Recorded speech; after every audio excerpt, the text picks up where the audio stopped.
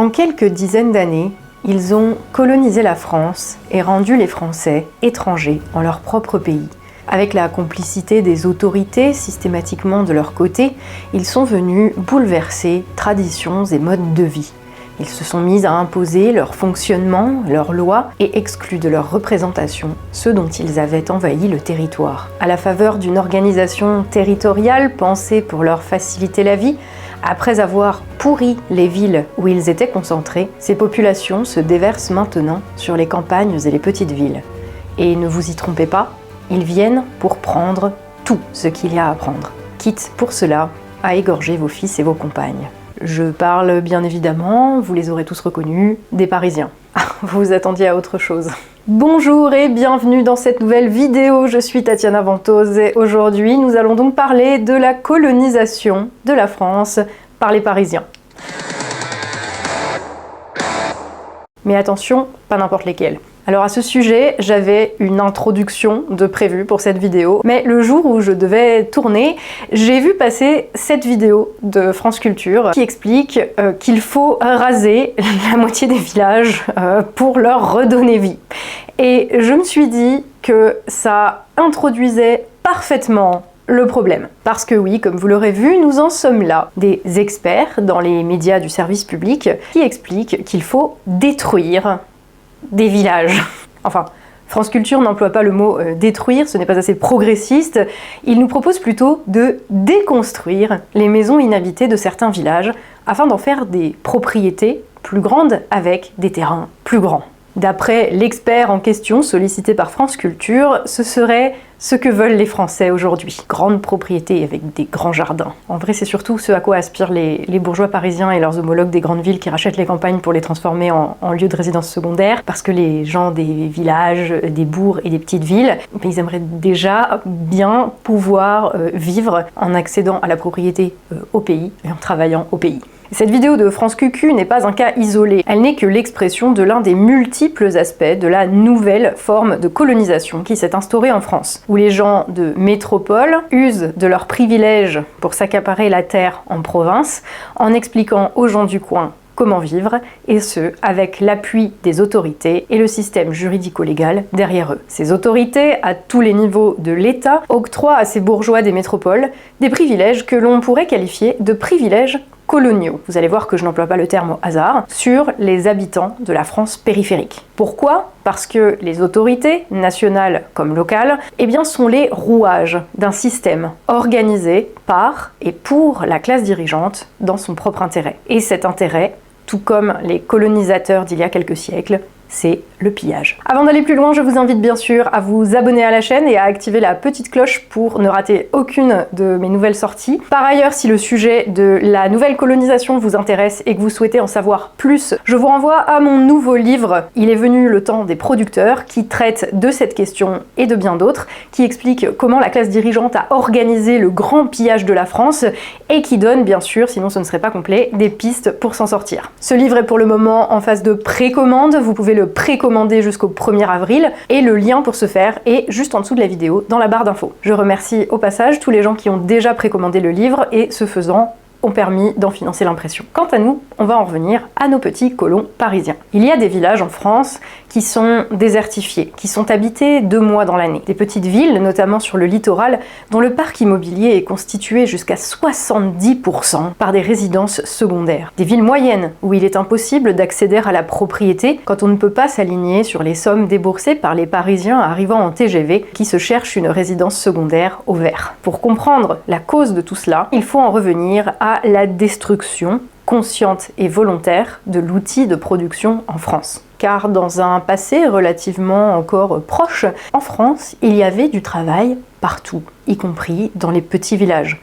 Au-delà de la production agricole, qui est difficilement délocalisable, enfin jusqu'ici, parce que malheureusement c'est ce qu'ils essayent de faire aujourd'hui, mais on aura l'occasion d'en reparler dans une autre vidéo. Bref, fut un temps pas si éloigné où la France, des petites villes et des villages, comptait un certain nombre d'usines où l'on fabriquait ce dont nous avions besoin. Et le travail était plutôt équitablement réparti sur le territoire, bien sûr, il n'y avait pas que dans les petites villes et dans les petits villages qu'il y avait des usines, évidemment, il y en avait aussi en ville, il y en avait beaucoup dans les villes moyennes et dans les grandes villes. Néanmoins, les petits villages n'étaient pas en reste en termes d'activité. Aujourd'hui, à la faveur des décisions prises par les dirigeants politiques de ces 5 dernières décennies, ces usines, qui étaient installées partout en France et qui permettaient de répondre aux besoins des Français, eh bien, elles sont parties à l'autre bout du monde ou aux confins de l'Europe. Les dirigeants ont tertiarisé l'économie, c'est-à-dire qu'ils nous ont transformés, même si pas complètement,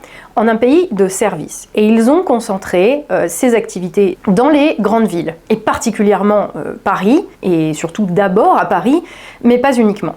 Ces grandes villes, elles ont drainé des pans entiers de la population en âge de travailler, et ce, évidemment, au détriment des villages et des petites villes qui abritaient anciennement l'outil de production. Car l'outil de production qui s'en va, c'est le travail qui part, et en conséquence, les gens qui doivent travailler pour subvenir à leurs besoins et à ceux de leur famille, qui partent pour aller en chercher ailleurs. Et en conséquence, l'essentiel des commerces et des services, qu'ils soient publics ou privés, se sont petit à petit amenuisés, voire ont carrément disparu dans certains endroits de la France périphérique. Et ça, c'est bien sûr le fruit de décisions volontaires et conscientes, et ça a été organisé. Ce n'est pas l'effet du hasard, bien sûr. Sont donc partis de ces petites villes, de ces villages, voire des villes moyennes, où il n'y avait plus de travail. Je pense à des villes comme celle où j'ai grandi, qui s'appelle Villerue, qui est une ville dans le nord de la Lorraine, et dont l'activité, comme celle de toute la région, d'ailleurs, enfin de tout le pays,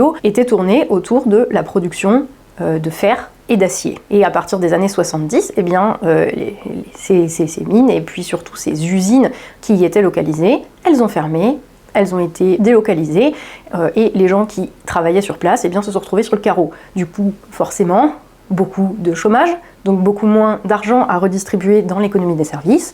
Donc la vie, en fait, enfin c'est pas juste l'activité économique, mais c'est la vie même qui, petit à petit, s'est délitée dans cette région. Et la région où j'ai grandi n'est jamais qu'un exemple, peut-être un peu plus symbolique, parce qu'il y a eu des très grandes grèves à Longwy, à cet endroit-là, justement pour empêcher, ça n'a pas réussi, mais voilà, la destruction de cet outil de production. Néanmoins, c'est ce qui est arrivé dans toute la France. Donc sont partis de ces endroits-là ceux qui pouvaient se permettre de se reconvertir de leurs emplois dans le secteur secondaire au secteur tertiaire. Et ceux qui travaillaient déjà dans les services, eh bien, sont partis là où les services et l'activité étaient concentrés, à savoir dans les villes. Pas à 100% évidemment, parce qu'il y a quand même, et heureusement, des gens qui sont restés et qui ont tenté de reconstruire ce qu'ils pouvaient sur place et de pallier le bouleversement qui était en train de se produire et qui était un bouleversement historique, mais à cette époque-là, les gens n'en avaient pas forcément conscience, puisque c'était le quotidien de ce qu'ils vivaient à un instant T, et les gens du pays ne pouvaient pas forcément se douter que la même chose arrivait dans toutes les petites villes de France, et que en quelques décennies, ça allait donner une carte sociale de la France complètement différente de celle qu'ils connaissaient jusqu'alors. Et je vais m'arrêter un instant sur l'immobilier, parce que je trouve qu'il incarne bien le mouvement général.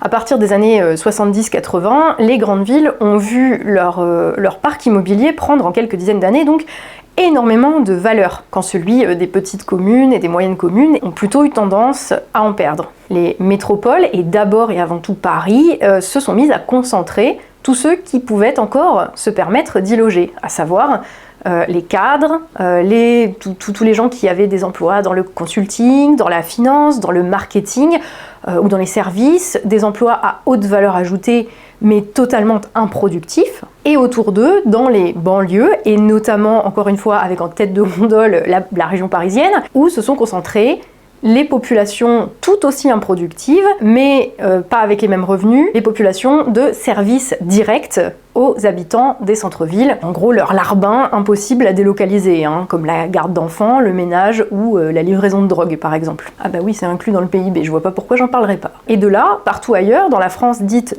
périphérique, se sont retrouvés tous les Français qui travaillaient, anciennement ou encore, dans la production, qu'ils aient toujours vécu là, et qui ne s'étaient pas fait chasser par la hausse des prix de l'immobilier là où ils vivaient, ou bien qu'il s'agisse de personnes qui n'avaient pas troqué leur bleu de travail contre un tablier ou un vélo de livraison, qui eux ont été chassés des grandes villes, à la fois par l'impossibilité financière de s'aligner sur les prix de l'immobilier, mais aussi par la fermeture des usines, puisque il n'y avait plus de travail sur place, donc les gars se sont retrouvés au chômage, donc au niveau revenu, ça suivait plus, et comme ils voulaient pas faire les boulots littéralement de larbin que les gens concentrés dans les métropoles préféraient donner à de la main-d'œuvre souvent étrangère et donc corvéable à merci, ils se sont retrouvés complètement exclus des métropoles et de leur aire d'influence. Et je n'invente rien, hein, les chiffres sont formels. 45% des Parisiens actifs sont aujourd'hui des cadres ou exercent des professions intellectuelles supérieures.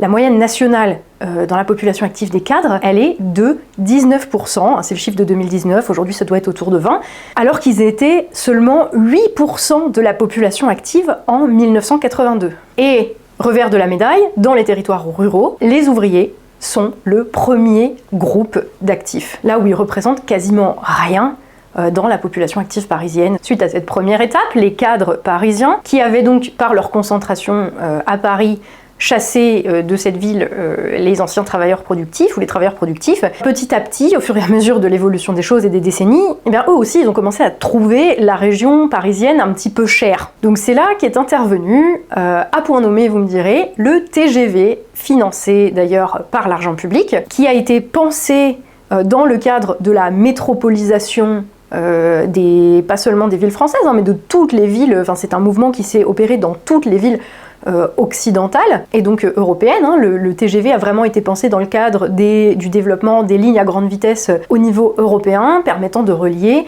des métropoles concentrant l'essentiel de l'activité. Bref, ce TGV a permis à n'importe quel cadre parisien d'aller dans une autre grande ville en quelques heures et donc de se loger là-bas. Et il se trouve que ces grandes villes étaient beaucoup moins prisées et donc beaucoup moins chères que Paris. C'est ainsi qu'ils se sont, on va dire, exportés, voilà, qu'ils ont créé des annexes à la métropole parisienne. Ils ont fait la même chose, en fait, que ce qu'ils avaient déjà fait à Paris, dans plusieurs autres grandes villes. Et ces autres grandes villes ont été transformées en métropole. Hein. Je pense à Lille, à Nantes, à Strasbourg, à Marseille. Il y a une vingtaine aujourd'hui de métropoles en France, et même des petites villes ou des villes moyennes essayent d'appartenir à ce club très sélect, sauf que tout le monde ne peut pas être un habitant de métropole, comme on va le voir. Et d'ailleurs, je vais juste faire une petite parenthèse sur le terme de métropole, pour le lier avec la question de la colonisation qui nous occupe. Le mot métropole, c'est le terme qui était employé à l'époque de la colonisation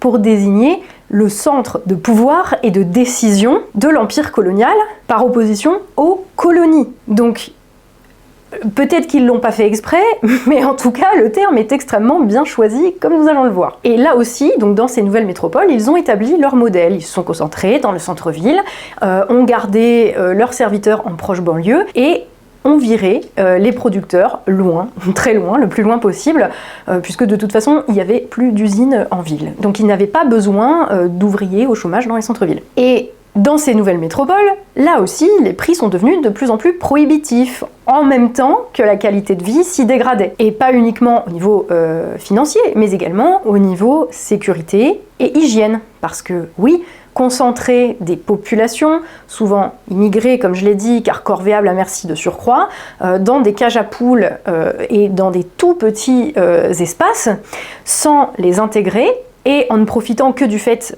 qu'ils servent de larbin, c'est clairement pas le meilleur plan sur le long terme. Et tandis que le confort de la situation, où ils avaient absolument tout à portée de main, ou maintenant à portée de clic, leur faisait oublier que si le larbin en vélo pouvait leur apporter à manger, c'est parce qu'il y avait des gens ailleurs qui produisaient la bouffe, eh bien ils ont, dans le même temps, de par leur mode de vie, littéralement pourri les villes et leurs environs, en excluant encore plus tous les gens qui y étaient restés et qui n'avaient non seulement plus de raison d'y rester, mais carrément des raisons de les fuir et de s'en aller le plus loin possible de ces trous à merde. Il faut dire les mots à un moment. Mais vous vous en doutez bien, ça n'a pas suffi à redynamiser tous les villages désertés. Cependant, ces bourgs, en partie déserts, n'auront à terme pas été perdus pour tout le monde. Car ce qui est moins désirable devient du même coup moins cher, et l'inverse se trouve vrai aussi. Et le TGV qui amenait les cadres parisiens jusqu'à Strasbourg, eh bien, il pouvait aussi bien les larguer au milieu de la campagne, genre à Meuse TGV, qui est un endroit que je connais très bien. Et se loger à moins d'1 heure de Paris, 59 minutes, dans des endroits perdus au milieu de la campagne, des régions essentiellement agricoles, mais où ils allaient pouvoir développer des villes nouvelles, des bureaux de start-up et faire monter là-bas les prix de l'immobilier. Tout ça pour fuir leur ville devenue invivable à cause de leur mode de vie dégénéré. Vous voyez, c'est un processus qui a mis quelques décennies à se mettre en place, mais qui est très logique et très cohérent, puisque c'est à partir de là qu'ils se sont mis à coloniser le reste de la France. Car, fort de salaires de cadres, beaucoup plus rassurants, à la fois pour les agents immobiliers et pour les banques, eh bien, ils se sont mis donc à acheter des propriétés dans le reste de la France, celles qui étaient accessibles en TGV. Pas forcément pour y vivre, hein, faut pas déconner, il n'y a même pas de Uber pour eux.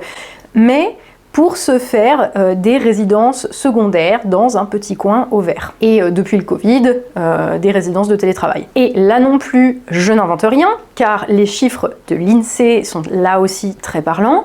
16% des Parisiens possèdent une résidence secondaire dans un autre département. Le chiffre est de 14% pour les habitants des Hauts-de-Seine, le département collé à Paris.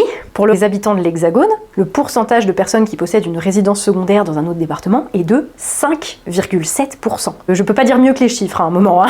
Mais évidemment, cet afflux de Parisiens, eh bien, ça pose un problème pour les habitants de la France périphérique. Parce que les Parisiens qui achètent dans des endroits accessibles en TGV, parfois sans même négocier les prix, parfois sans même visiter, eh ben, ça fait monter les prix. Et ça crée, pour les habitants du coin, dont on a vu qu'ils étaient en majorité ouvriers, là où les Parisiens sont plutôt cadres, donc avec les salaires correspondants, eh bien ces gens ont commencé à avoir des difficultés croissantes pour se loger et pour accéder à la propriété. Et la hausse des taux d'intérêt de ces derniers mois, qui est aussi une conséquence du système économique dans lequel nous vivons, mais là j'ai pas le temps de revenir dessus, elle va rien arranger et elle va garantir encore le privilège des cadres de métropole qui pourront se permettre d'acheter. Et donc, c'est comme ça qu'on se retrouve avec des villages et des bourgs déserts, avec certains, ceux qui ont la chance de pouvoir développer le tourisme, eh bien, qui se mettent à dépendre malgré eux de ces mêmes touristes pendant 2 mois par an, mais qui le reste de l'année se retrouvent sans service, sans commerce, parce qu'il y a toujours plus de travail, parce que les autorités en ont viré l'outil de production, autant qu'ils le pouvaient en tout cas. Et s'il s'agissait seulement d'un phénomène immobilier,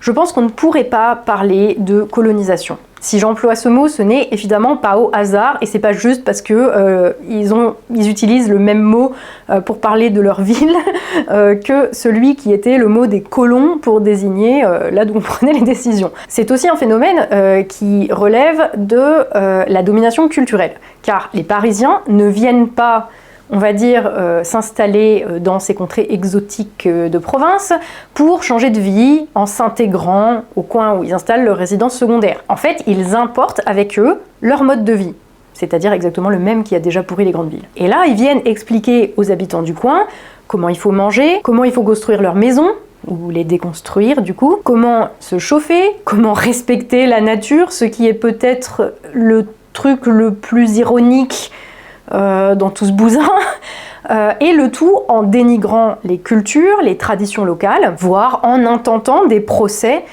contre des coqs chanteurs ou des agriculteurs qui démarrent le tracteur à 6h du matin et que, mon Dieu, ça fait du bruit. Donc en fait, quand ils viennent, ils amènent avec eux les problèmes de la ville. Et le fait d'être épargné par ces problèmes de la ville, c'est précisément tout ce qui restait jusqu'ici aux habitants de la France périphérique. Et maintenant, de manière croissante, depuis quelques années maintenant déjà, eh bien ils s'entendent donner des leçons.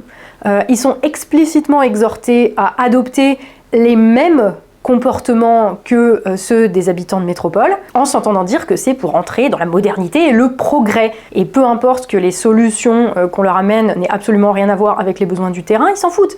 Il y a des mecs qui viennent chez eux pour leur expliquer, en somme, que c'est des arriérés. Voilà. Et si c'était un phénomène qui concernait exclusivement, on va dire, quelques dizaines de milliers d'individus qui agiraient de la sorte de manière inconcertée, ce serait pas une offensive coloniale, mais c'est qu'ils ont derrière eux l'appui des médias et des institutions. Ils sont aidés par les médias, qui sont d'ailleurs, comme c'est bizarre, localisés à Paris et dans les métropoles, médias qui passent, quand ils sont pas occupés à essayer de nous convaincre d'aller faire la guerre à 5000 km, leur temps à donner des leçons sur le logement, le chauffage, la viande, la chasse, aux gens de la France périphérique. Voire carrément à expliquer aux agriculteurs comment est-ce qu'il faut qu'ils fassent leur métier. Et ce, depuis les métropoles où ils sont littéralement en train de manger ce que produit cette France qu'ils ne connaissent pas.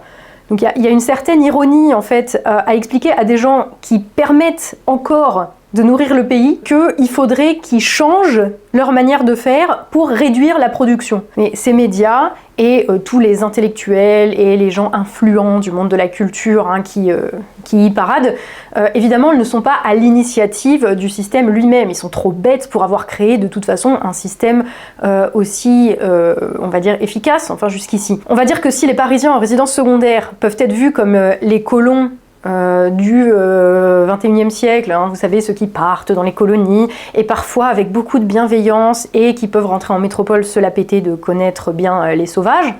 Voilà. Les journalistes, les intellectuels et les membres du monde de la culture, on peut plus les assimiler à des colons de la pensée, parce qu'ils imposent leur ordre et leur domination, pas physiquement comme les cadres parisiens en résidence secondaire, mais via des canaux de communication par lesquels la France périphérique reçoit ces informations. Et d'ailleurs, les habitants de la France périphérique se disent de manière croissante que les médias en question sont quand même de plus en plus déconnectés de leur vie, et pour cause. Mais disons que si les médias ont évidemment une responsabilité plus importante que celle du petit Parisien un peu neuneux, les médias seuls ne sont rien. Toute propagande, toute idéologie, ce n'est jamais qu'un outil, c'est un instrument au service de quelque chose, en général au service d'un projet politique. Et les médias dominants, ainsi que la plupart des intellectuels et des gens du monde de la culture, ils sont au service d'une organisation sociale. Et c'est en fait l'existence de cette organisation sociale qui va nous permettre de parler d'entreprise coloniale. Car ce sont bien les dirigeants, les autorités, qui entérinent par la loi, via les institutions, la transformation des modes de vie et qui imposent la relation de domination entre les habitants des métropoles et ceux de la France périphérique qui doivent se plier à leurs injonctions. Ce sont les dirigeants politiques qui, par la loi, en utilisant les institutions, organisent la société de manière à ce que le système, le jeu tout entier soit favorable aux gens des métropoles au détriment des petites et moyennes communes. En d'autres termes, ce sont bien les dirigeants politiques qui, par la loi, en utilisant les institutions, ont établi légalement un véritable privilège colonial, qu'il soit économique, culturel ou social, en faveur des habitants des métropoles. En parallèle, ces mêmes autorités imposent toujours plus de contraintes qui sont prétendument destinées à tout le monde, mais qui pèsent beaucoup plus lourd pour les habitants de la France périphérique. Ça va être des contraintes aussi bien financières, la hausse du prix de l'essence affecte beaucoup plus les gens qui vivent à 40 km de leur lieu de travail ou d'un hôpital ou à 10 km d'un supermarché que le bobo de centre-ville qui va faire ses courses à la Biocoop en 3 minutes à pied ou en trottinette électrique. Et vraiment, c'est presque caricatural de voir à quel point la fracture géographique, les inégalités même de possibilités de déplacement viennent refléter l'organisation sociale où le colon, l'habitant de la métropole, possède un privilège sur l'habitant de la France rurale ou de la France des petites et moyennes communes. Aux gagnants de la mondialisation, le TGV, la possibilité financière et physique de se déplacer là où ils veulent. Aux perdants de la mondialisation, la disparition des lignes de proximité et l'obligation de débourser toujours plus en faisant le plein, ne serait-ce que pour se rendre au travail. Aux habitants des métropoles, la protection de la qualité de leur air, via l'imposition très récente des ZFE, les zones à faibles émissions, et aux habitants des communes rurales, le revers de la médaille de ces ZFE, à savoir l'interdiction pour eux de se déplacer en ville, alors même que le travail, les médecins, les services s'y sont retrouvés concentrés. Aux bourgeois des métropoles, tous les droits, un système organisé dans leur intérêt, pour leurs bénéfices et par eux, et aux producteurs, le seul droit d'accepter et de la fermer en payant toujours plus cher l'essence, en payant toujours plus d'impôts, en devant faire toujours plus d'efforts pour trier son compost alors qu'ils en ont un chez eux depuis toujours, en s'entendant dire qu'il faut que désormais ils acceptent d'avoir froid, d'avoir faim, des coupures de courant, des coupures d'eau, là où les habitants des métropoles, vous n'y pensez pas, on ne va quand même pas couper l'électricité, c'est là qu'il y a les hôpitaux. C'est ce que nous avait dit le ministre. Et ces mêmes habitants, ces colonisés de la France périphérique, eux voient tous les jours, depuis leur village où ils deviennent de facto assignés à résidence, apparaître et se répandre comme une tache d'huile tous les signes visibles de la colonisation poussée toujours plus loin par la classe dirigeante. À ce titre, il y a un exemple, moi, qui me frappe vraiment, c'est celui des énergies renouvelables, les panneaux solaires, les éoliennes et aussi, dans une moindre mesure pour le moment, les méthaniseurs. Car s'il y a un sujet qui incarne à la perfection l'entreprise coloniale, c'est bien celui du déploiement des énergies renouvelables. Au nom de la protection de l'environnement et de la lutte contre le réchauffement climatique, qui est désormais prétexte à toutes les attaques contre notre mode de vie, et à ce sujet on va même pas mentionner le fait que l'empreinte carbone d'un habitant de centre-ville est infiniment plus élevée que celle du retraité de la mine à côté de chez moi, qui vit extrêmement chichement, mais bref, donc sous prétexte de lutte contre le réchauffement climatique, le déploiement de ces panneaux solaires, de ces éoliennes sont entérinés par les dirigeants politiques, inscrits dans la loi comme des obligations, peu importe les besoins ou les possibilités sur le terrain. Il faut un certain pourcentage désormais de éoliennes ou de méthaniseurs ou de panneaux solaires sur chaque commune, au détriment de la population locale, hein, parce qu'on s'en fout, c'est imposé aux habitants des campagnes, mais jamais aux citadins, hein, puisque tu vas pas mettre une éolienne derrière la tour Eiffel.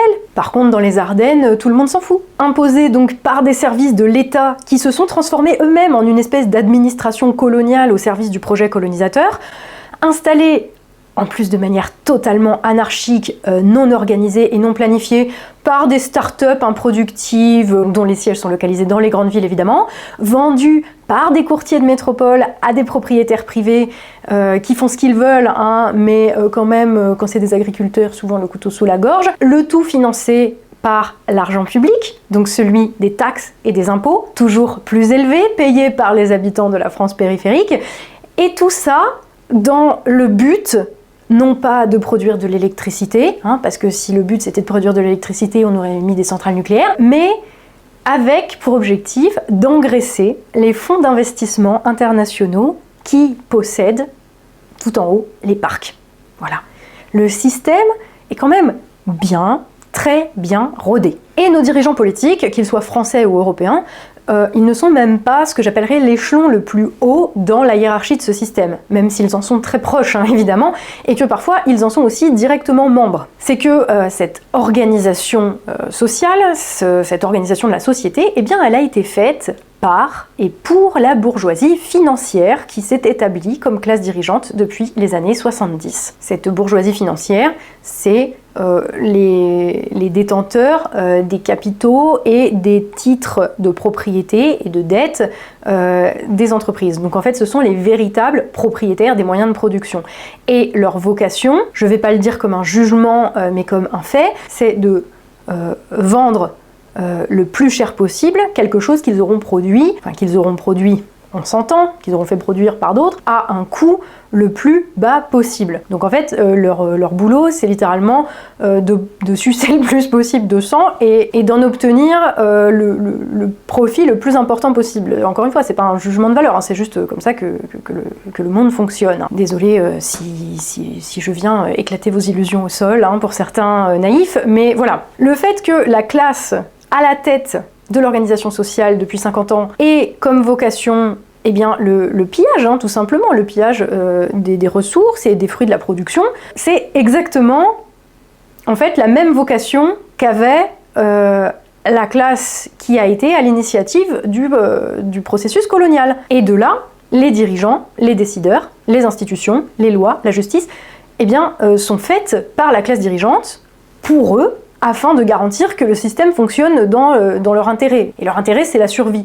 Donc, encore une fois, c'est assez logique, hein, la manière dont c'est organisé. Donc, comme ces homologues qui ont colonisé l'Afrique, d'ailleurs déjà bourgeois parisiens à l'époque, même si il ne s'agit absolument pas de la même bourgeoisie qu'aujourd'hui. Il y avait quand même un autre niveau et j'ai envie de dire à l'époque ils ont aussi apporté un progrès technique et scientifique en France. Bref, la classe dirigeante d'aujourd'hui, comme eux, a besoin de s'enrichir de manière illimitée. Sauf qu'en retour, ils donnent rien. Là, on en est au stade où ils ont tellement dégénéré que leur raison d'être, leur nature, qui est de croître sans fin, commence à se faire au détriment de tout le reste. Et s'il faut tuer le reste pour gratter un petit peu plus, eh bien ils le feront en fait, ils le font déjà. Et le pillage, l'accaparement de la terre, la spoliation de la ressource, l'exploitation des producteurs, c'est le fondement de toute entreprise coloniale. Un empire colonial ne se fait pas par idéologie, ce n'est pas à cause du racisme, ce n'est pas la volonté d'apporter la lumière et la civilisation qui fait qu'une classe va coloniser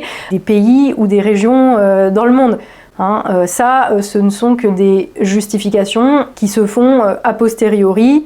Les États-Unis n'ont pas bombardé l'Irak pour le pétrole, ils ont bombardé l'Irak pour leur apporter la liberté et la démocratie. États-Unis, dont d'ailleurs la classe dirigeante et la bourgeoisie financière est celle qui se trouve au sommet de la pyramide de l'ordre mondial et dont notre bourgeoisie à nous, en fait, n'est qu'à l'échelon en dessous. Mais c'est encore une autre question, et j'en ai déjà parlé en fait dans une vidéo où je vous ai fait un petit peu tout l'historique de ça, donc je vous mets sans doute le lien par là ou par là, et puis je vais vous le mettre aussi dans la description parce que c'est assez intéressant de voir l'évolution du bousin. J'en reviens à mon sujet, une idéologie donc n'existe pas sur du vide, et contrairement à ce que pensent d'ailleurs les intellectuels de salon parisien, et notamment les gauchistes, la colonisation, comme toute relation oppressive, véritablement oppressive, je parle pas d'utiliser il quand quelqu'un se définit comme iel ou je ne sais quoi, je parle de l'oppression réelle et concrète et de l'exploitation réelle et concrète des gens, mais bon. Voilà, donc ça se fonde, justement, comme toute relation oppressive, ça se fonde sur du concret, sur du matériel. Car le fond de l'affaire, c'est bien la question économique, c'est celle qui est au cœur du projet des élites. Et qu'ensuite il justifie par tout un tas d'offensives idéologiques de plus en plus délirantes et de plus en plus pétées, mais encore une fois c'est pas le sujet de cette vidéo, donc on parle pas là de richesse immatérielle, des crypto-monnaies, ni de la spéculation, même si ces choses-là contribuent à donner l'illusion que la classe dirigeante continue de croître, alors qu'en fait on va dire c'est l'écran de fumée qu'elle met devant elle. Mais là, on parle bien de l'exploitation de la richesse qui provient de la production des ressources et des biens concrets. Voilà, c'est ce qui permet la survie. C'est ça qui est au cœur de tout. L'eau, le bois, la terre, mais aussi les moyens de production, les usines, les outils qui permettent d'extraire, de transformer les ressources en biens matériels qui permettent la survie du groupe social, mais aussi, parmi les moyens de production, évidemment, la force de travail humaine. Le truc, c'est que normalement, dans une société normale, le groupe dominant fait en sorte d'assurer la survie de tout le groupe. Parce que, en gros, tous les éléments de la société contribuent à leur niveau, de leur côté, à la survie générale. Et la survie générale garantit en retour la survie de chacun. Et tout ce petit monde accepte le fonctionnement de la société, ainsi que la nécessité d'avoir à la tête de tout le bousin un groupe pour tout organisé, parce que le gars qui produit la bouffe, il n'a pas le temps de s'occuper de la sécurité, et il n'a pas non plus le temps de s'occuper de combien on va produire d'électricité pour que tout le monde puisse avoir de la lumière en hiver. Et c'est ça qui donne à un groupe social la légitimité à diriger la société. C'est le fait qu'elle organise la société dans l'intérêt de tout le monde, dans l'intérêt de la survie de tout le monde. C'est ça, diriger, donner à la société, dans son ensemble, une direction à suivre. Pas d'imposer des normes et des lois de manière absurde, mais juste de dire, en fait, il faut qu'on aille là, il faut qu'on soit indépendant, il faut qu'on survive ensemble, et donc nous on vous propose d'organiser la société de telle manière. Donc ça, c'est dans une société normale. Le hic, c'est que depuis l'accession de la bourgeoisie financière à la tête de l'organisation sociale, nous ne sommes plus dans une situation normale. Et on voit très clairement et de plus en plus distinctement pourquoi aujourd'hui la manière dont ils organisent la société non seulement est défaillante, mais en outre va nous conduire, si elle continue, à notre mort à tous, pure et simple, en tant que société et donc en tant qu'individu. Ah oui, si on accepte l'idée que c'est la production qui est au cœur de la survie d'un groupe, production d'énergie, d'alimentation et de biens matériels nécessaires. Prenons un groupe au hasard, par exemple la France. On va être d'accord sur le fait que pour survivre, les Français ont intérêt à produire ce dont ils ont besoin le plus possible en France, afin de ne pas dépendre, par exemple au hasard, de pays à l'autre bout du monde qui peuvent très bien décider d'arrêter de nous livrer s'ils le souhaitent. Et là vient l'obstacle principal à la possibilité de survie de la France, c'est que la classe dirigeante, la bourgeoisie financière, pour assurer sa propre survie, elle a besoin que l'outil de production en France disparaisse. C'est ce qu'elle a fait en désindustrialisant, en délocalisant, et c'est ce qu'elle continue de faire en essayant de tuer nos agriculteurs pour les remplacer par les agriculteurs ukrainiens qui coûtent beaucoup moins cher aux propriétaires véritables des moyens de production. Et parce qu'elle a besoin en permanence de faire croître sa richesse, eh bien, elle a besoin de piller toujours plus loin tout ce qu'elle n'a pas encore pillé. Et si rien n'est fait pour l'en empêcher, ce processus va la mener à tuer la France. Littéralement, je parle. Prenez ce qu'elle est en train de faire comme processus d'exploitation et menez ça à son aboutissement. Au bout, pour nous, il y a la mort. C'est donc exactement le contraire de ce dont nous avons besoin en tant que nation. Et c'est là le problème, c'est que là où passe la bourgeoisie financière, elle pervertit, elle corrompt, elle détruit, et ce à tous les échelons. Depuis le petit colon parisien qui achète sa résidence secondaire et impose son mode de vie, jusqu'à l'actionnaire de la société d'investissement propriétaire de centaines d'hectares de terres cultivables de notre pays sur lesquels sont implantés des panneaux solaires. Tous ces gens-là, chacun à leur niveau, font l'œuvre de la classe dirigeante. Et France Culture, de par le fait qu'elle est le média, qu'elle est l'un des médias de cette classe dirigeante, elle ne peut pas promouvoir autre chose que ce fonctionnement-là. La bourgeoisie financière, par nature expansionniste, elle ne vit que par l'accumulation sans fin de la richesse. Donc elle la prend. Elle organise la société pour pouvoir prendre cette richesse. Et comme un parasite, elle va continuer de prendre tant que nous ne l'arrêterons pas. Évidemment, c'est un système très bien rodé qu'elle a établi ces dernières décennies. C'est elle qui a fait les règles du jeu pour la servir, en fait. Donc évidemment, à ce jeu-là, la France ne peut pas gagner. Et ce jeu-là, je reviens à France Culture, mais raser les 3/4 des maisons en pierre des villages pour en faire des propriétés plus grandes pour les résidences secondaires des Parisiens, on sera d'accord que non seulement ça va pas régler le problème, mais que ça va contribuer à l'aggraver en fait. Donc moi je me pose quand même une question, quand ils auront déconstruit les villages, est-ce que ces néocolons vont s'en retourner dans leur métropole, en laissant évidemment derrière eux un champ de ruines, pour aller coloniser autre chose? Et j'ai envie de vous dire peut-être, mais ce serait oublier que les campagnes en France sont aujourd'hui un peu le dernier bastion. C'est-à-dire c'est le dernier truc que pour le moment ils n'ont pas réussi à complètement prendre. Et les gens qui vivent là, il n'y a plus nulle part où les repousser. Tu vas pas les renvoyer en ville en fait. Ils ont trop d'instinct de survie pour s'en retourner dans ces endroits-là. Et si la bourgeoisie ne sait rien faire d'autre que piller, alors qu'elle vit dans le confort que lui procure le pillage, eh bien son règne a produit, dans sa frénésie dévastatrice, et ce comme toutes les formes de tyrannie, ça a donné naissance aux gens qui vont la renverser, qui seront en capacité, en tout cas, de la renverser. Est-ce qu'ils le feront ou pas, je ne sais pas. Et ces gens en capacité de la renverser, ils sont nombreux, ils sont très nombreux. Et il se trouve qu'ils produisent aussi toutes ces choses dont les bourgeois des métropoles ont besoin, comme la nourriture, par exemple, au hasard. Tous ces gens qui, pendant quelques décennies, ont dû apprendre à faire avec, et surtout qui ont appris à faire sans, qui ont survécu à l'effondrement des structures collectives autour d'eux, qui ont survécu à la disparition progressive des services, qui ont pallié la destruction de leur outil de travail en faisant ce qu'il fallait pour survivre, qui ont reconstruit autrement, difficilement, qui ont fait malgré les dirigeants et les belles personnes qui ont essayé de les écraser, qui ont essayé de les faire disparaître tout en leur prenant ce qu'ils avaient réussi à construire. Ces gens sont encore là. Et pendant ces quelques décennies, ils ont eu le temps de voir la nature du système, ils ont eu le temps de voir qui étaient ces agents, ils se sont forgés dans l'adversité, tandis que la classe dirigeante et ceux qui dépendent d'elle sont devenus, donc de par le confort et la facilité procurée par l'exploitation du travail des autres, faibles. Ils ne savent plus rien faire. Les habitants des métropoles ne savent plus rien faire. Ils sont devenus des espèces de fragiles.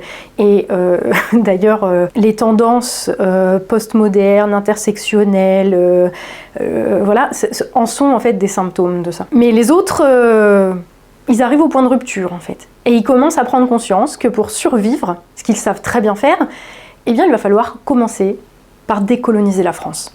Virer l'envahisseur. En l'occurrence, pas détruire Paris en tant que ville, pardon, déconstruire, mais virer la classe dirigeante qui pille, qui vole, qui a ses quartiers à Paris et dans les métropoles et qui organise la société à son avantage. Et c'est là qu'il faut qu'on comprenne bien qu'il n'y a rien à attendre de la classe dirigeante. Ils ne vont pas changer, ils ne vont pas devenir gentils et se mettre subitement, du jour au lendemain, à travailler dans l'intérêt national. Ça n'arrivera pas. Hein, l'histoire, elle ne revient pas en arrière.